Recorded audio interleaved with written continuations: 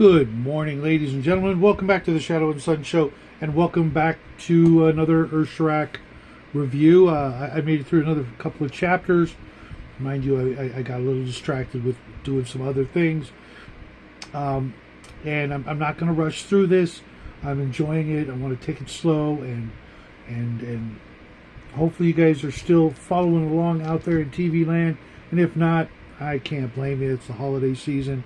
But we left off with the gargoyles, the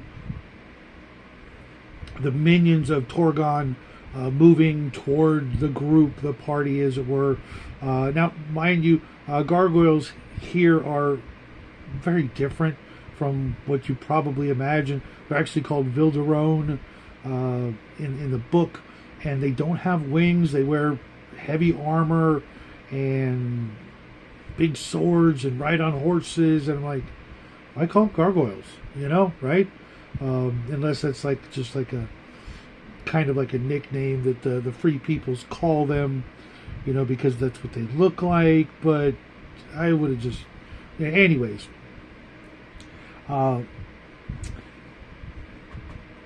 the next chapter, Elwon is given Elfgard, which is the first weapon of the White Elves. Before that, they had no weapons. They never fought anyone or amongst themselves. They had no need for weapons until the first king of the White Elves had two sons, and the two sons went on a journey to this place called Golgoroth, which is a place of power. And the two twin brothers went there to seek power, to explore, or what have you. And unfortunately, only one of the brothers came back. And the father had gone searching for them because they'd been gone for a while. And he sees a horseman on the path. And then he recognizes it to be his son, Corthran. And he looks very different. He's changed. He's dirty, and he asks him, where his other son is, Alfheim, and the brother throws the father a sack, and in the sack is Alfheim's head, and he rides back to Golgoroth, never to be seen again. Actually, well, not never to be seen again, but he becomes Torgon, the overlord, the Sauron of the story, and when Elwon is given this sword, he's told again about the prophecy, how he and his great-grandfather, or Torgon, will have to fight it out, and only one of them will win, and the winner will rule over the land of Urshurak. And during that time, Hugh is given a great giant chestnut horse named Santor, which means strong one. It's quite the gift. It's very reminiscent of Shadowfax. It's not a magical horse, but it's definitely a very rare breed of horse. And from there, the group begins to take on the quest after a brief scene with Elwon and Gwen.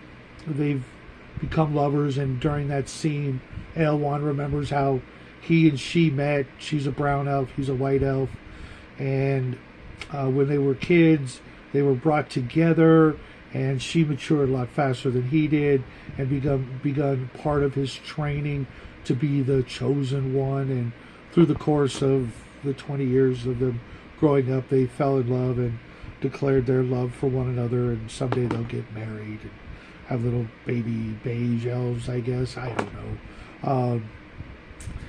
And then, like I said, the party gets on their way and have a couple of nice evenings camping. Then it cuts to Modra, which was Elgin's place of power, his wizardly domicile, like a wooden cottage with a big stone tower attached to it. Okay, fine.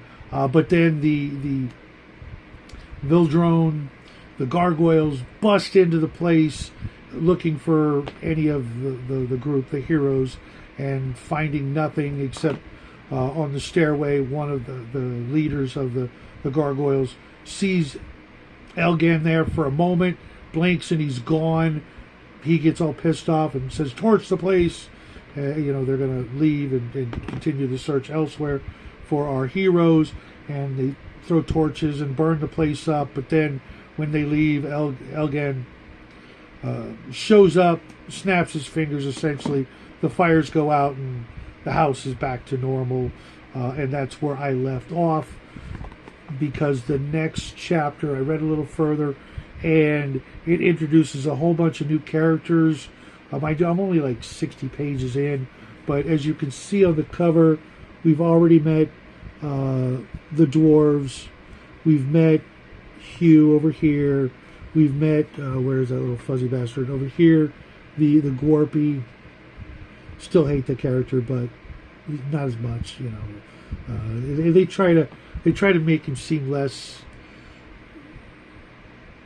Anyways, over here you can see there's a red-headed looking barbarian and a black gentleman over here, and of course we haven't met the Amazon yet, and I believe the next introduction is the red-headed barbarian and his clan, his folk, and I didn't want to get into that just yet. I want to start fresh and tell you about that when I get to it, but it's getting better. The writing's getting a little better. There were a few missteps along the way, a few sentences that I'm like, you should have wrote it a little differently, but who am I to say? But I'm still enjoying it. I hope you guys are too. I'm pretty sure Mike and Jen are still reading it, and I'm curious to know if anybody else is reading it. I would also love to find out if there's an audiobook version of this, because I imagine it would be a lot of fun to listen to because of its nature, that being kind of almost a kid's book, or a fairy tale, if you will, so that it might be fun to just listen to it. But I haven't seen it. I haven't actually looked for one, but I wouldn't be surprised if there isn't one. But if there is, please send me a link over on Discord. And like I said, if you are following along with the reading challenge, because I don't think I'm going to finish it by the end of the month, just because I'm not pushing it, and also because I'm reading like 3 other books at the time. So no rush, no hurry. We're going to enjoy the book. And the holidays, because they're just about upon us. We're a week away and it'll be Christmas Day, and next thing you know, it'll be a whole new year. But until then, folks, have yourself a great weekend. I won't see most of you until Saturday night if we're playing, and if we're not playing, I may just take the night off and read, enjoy the fireplace, watch the Battlestar Galactica. Not sure yet, but until then, folks, love you and happy trails.